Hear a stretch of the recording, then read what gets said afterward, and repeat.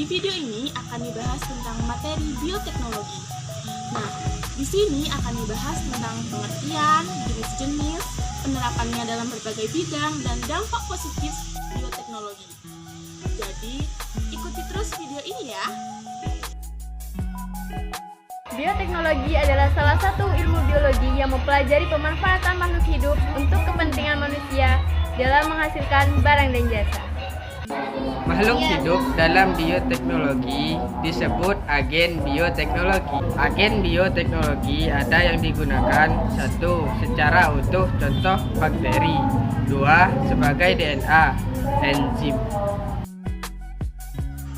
Bioteknologi dibagi menjadi dua, yaitu bioteknologi konvensional, bioteknologi yang kuno dan prosesnya sederhana, dan bioteknologi modern yang prosesnya rumit dan kekinian.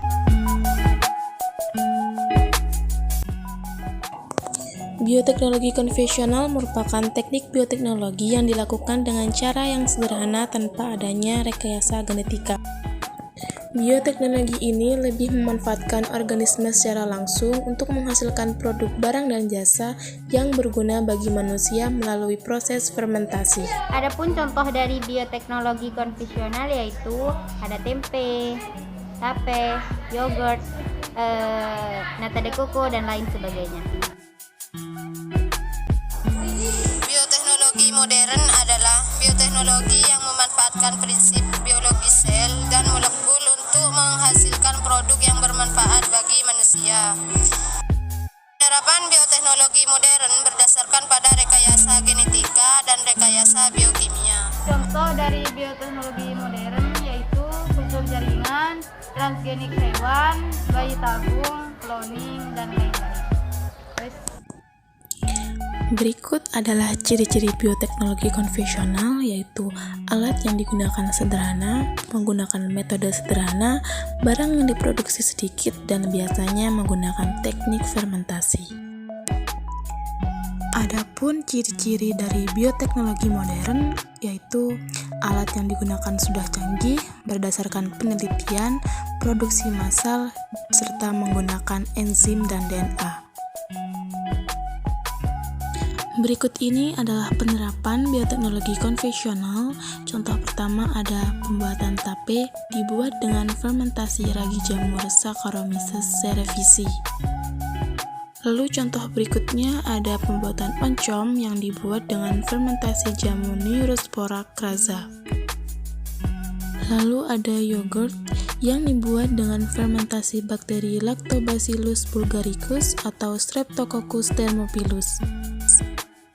Setelah itu masih banyak lagi produk dari bioteknologi konvensional. Di dalam bidang pertanian yaitu kultur jaringan, metode memperbanyak tumbuhan dengan memanfaatkan sifat fitopotensi jaringan meristem. Kultur jaringan dilakukan di dalam medium pertumbuhan steril. Contoh tanaman anggrek, kelapa sawit. Berikut adalah skema proses kultur jaringan. Pertama, diambil jaringannya, disteril, lalu diletakkan ke dalam medium steril. Setelah tumbuh halus sampai tumbuh akar, dipindahkan ke dalam medium tanah atau pot tanah. Tanaman transgenik yaitu teknik memodifikasi DNA agar lebih unggul dan tahan lama. Contohnya tanaman jagung, padi, dan gandum.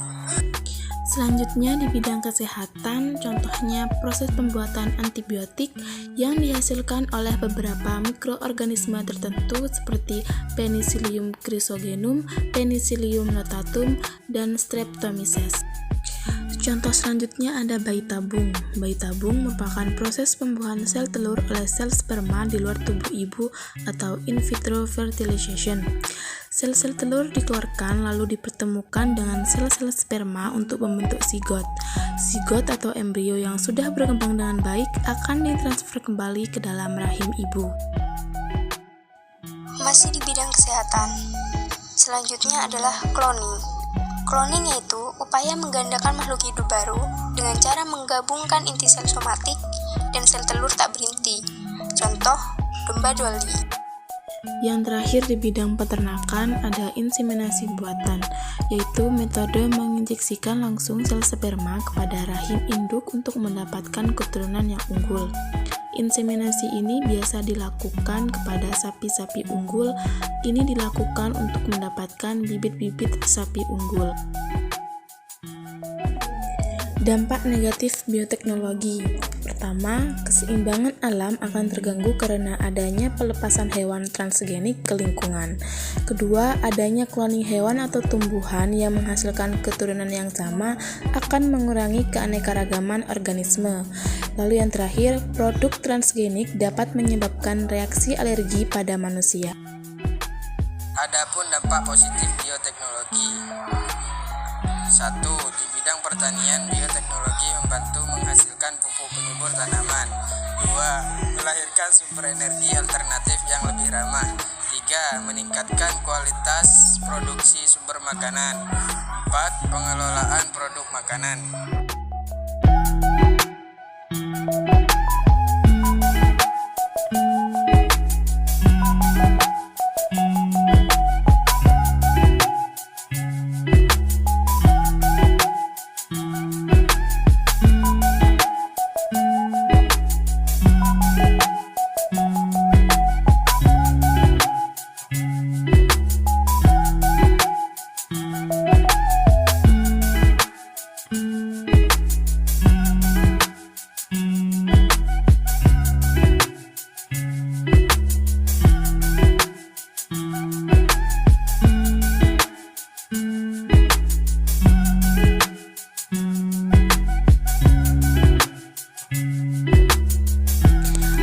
Era bioteknologi sekarang ini dalam perkembangannya menjadi suatu tantangan bagi masyarakat terutama di negara industri maju dalam meningkatkan kemampuan pengelolaan mikroorganisme untuk menghasilkan produk yang bermanfaat bagi semua.